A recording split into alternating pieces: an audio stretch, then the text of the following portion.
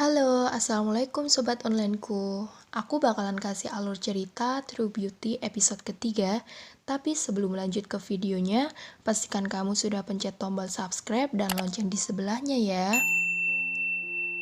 Setelah Jukyung terkena krim kue di wajahnya, Suho langsung menutupi menggunakan jaket alma maternya dan membawa Jukyung ke toilet. Jukyung membilas krim kue yang ada di wajahnya dan otomatis menghapus makeupnya juga. Kemudian saat Jukyung sedang berias, ternyata di depan toilet ada Seojun yang menghampiri Suho. Nah, Seojun datang mengganggu. Yang kita ketahui mereka kan dulunya akrab, tapi sekarang tidak lagi karena ada masalah gitu deh.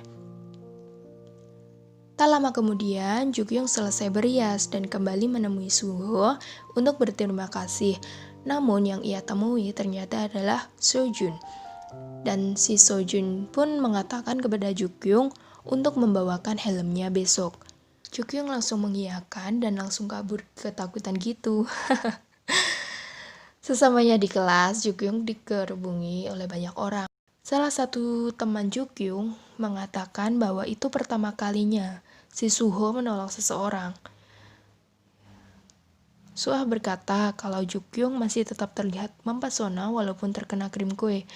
Ya memang sih ya, nggak make upan pun menurutku tetap cantik kok dia.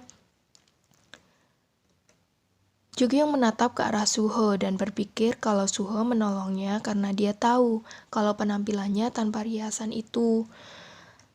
Setelah itu, Jukyung malah cerita kepada adiknya yang nggak ada akhlak itu. Sudah tahu dong jawabannya.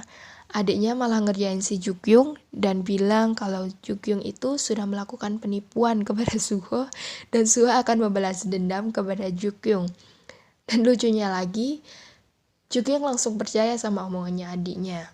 Akhirnya Jukyung malah kepikiran sama omongan yang dikatakan adiknya itu. Dia berhalusinasi kalau Suho akhirnya berubah menjadi seorang vampir dan Jukyung ngebayangin kalau si Suho malah mau menghisap darahnya. Saat Suho masuk ke kelas, tiba-tiba Jukyung jadi merasa ketakutan dan padahal Suho itu nggak mau ngapa-ngapain, cuman mau ngasih buku catatan yang disuruh gurunya buat si Jukyung nyalin catatannya itu. Sesampainya di rumah, Jukyung ditelepon sama si Suho untuk menemuinya di toko Pangeran Komik. Dan Suho juga mau memberikan sesuatu. Tapi lucunya si Jukyung ini langsung menjawab tidak perlu. Padahal kan dia belum tahu Suho mau memberikan apa. Mau ngasih apa kan nggak tahu. Kemudian Suho langsung menutup teleponnya. Jukyung berpikir kalau ini adalah kesempatan baginya agar Suho tidak pernah mencurigai sebagai Jukyung. Akhirnya Jukyung berubah penampilan versi Jubal dan akhirnya pergi ke toko Pangeran Komik. Dan ternyata Suho itu mau ngasih tiramisu sebagai ungkapan terima kasih karena Jubal sudah membawakannya komik yang ingin banget dibaca sama si Suho. Dan di adegan ini, Suho mengatakan kalau di sekolahnya ada yang mirip dengan Jubal, tapi si Jubal tidak mau mengakuinya. Dan si Suho langsung mengatakan kalau dia sudah tahu kalau si Jubal itu adalah Lim Jukyung, teman di sekolahnya. Tapi Jukyung masih saja mengelak dan dia takut kalau Suho akan membocorkan yang sebenarnya tentang penampilannya kepada teman-temannya itu.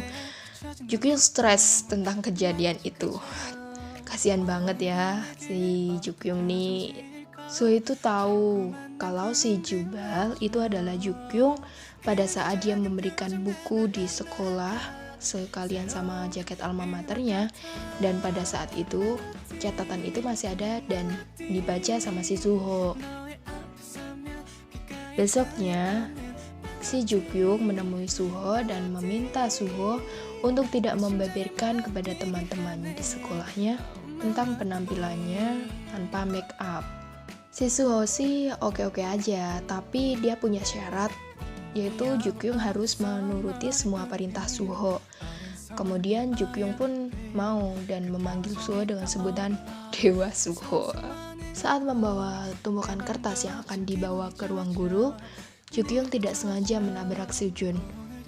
Lagi-lagi Sojun membahas hal yang sama, untuk meminta Jukyung mengembalikan helmnya secepatnya. Sesamanya di rumah, Jukyung mencari-cari helm itu di kamarnya dan ternyata sudah gak ada lagi. Ternyata helm itu malah dijual lewat aplikasi oleh adiknya yang gak ada akhlak itu.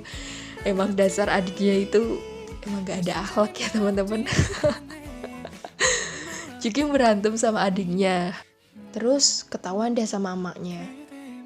Dimintalah sama emaknya untuk baikan dengan cara mengucapkan aku mencintaimu berulang kali. Sampai memotong kuku kaki adiknya, begitu juga dengan adiknya. Nah setelah itu si Suho meminta si Jukyung untuk membawakannya komik lagi. Tapi komik yang dia inginkan malah lagi dipinjam sama bocah kecil. Lalu Jukyung berusaha meminta komik tersebut dan si Suho melihat kejadian itu sambil senyum-senyum sendiri. Ini ceritanya tuh kocak parah banget deh. Lucu banget, beneran. Sesampainya di taman, Suho ini pura-pura cool gitu kan. Dan Jubal mengatakan kalau dia terlambat gara-gara berantem sama bocah SD. Suho sok gak peduli gitu. Jubal langsung memberikan komik itu dan langsung kabur meninggalkan Suho sendirian di taman. Padahal sepertinya ada yang ingin dikatakan sama si Suho sih. Keesokan harinya, Jukyung menemui Sojun dan memberikan surat di sakunya dan kabur meninggalkan Sojun dan kawan-kawannya itu. Dikira Sojun kan itu surat cinta dan udah GR gitu kan ya. Tapi pas dibaca ternyata itu permintaan maaf kalau adiknya Jukyung menjual helmnya melalui aplikasi dan dia berusaha mencari helmnya kembali dalam 1 minggu. Aduh, kasihan si Sojun. Padahal udah ngira kalau itu surat cinta.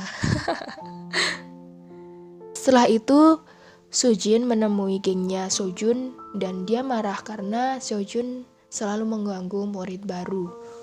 Sedangkan Suho dan Jukyung, mereka makan di rooftop sekolahnya untuk makan siang. Asik, cuman mereka berdua dong. Pas Jukyung mau nyuapin Suho, tapi dia pura-pura sok gak mau. Dan Suho juga bilang kalau makanannya itu biasa aja dan aneh. Tapi akhirnya Suho malah yang paling banyak makan dibandingkan sama Jukyung. Sebenarnya ya teman-teman, Suho ini udah mulai suka sama Jukyung saat dia lihat Jukyung menari di pertunjukan bakat di sekolahnya. Jukyung narinya sih agak aneh gimana gitu ya, kocak sih. Dan lucunya lagi tuh, Jukyung itu narinya malah di depan para guru dan kepala sekolahnya, gak di depan teman-temannya. Soalnya tempat buat nari sama buat rapat itu hampir sama. Terus Jukyung malah salah masuk ke ruang rapat guru. Kan jadi kocak parah banget kan. So yang melihatnya pun sambil senyum-senyum gitu deh. Cie, udah mulai suka nih.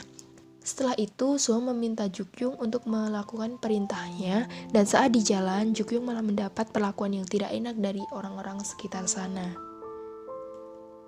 Sesamanya di taman, Suho melihat Jukyung yang berjalan agak pincang karena luka di lututnya ya teman-teman.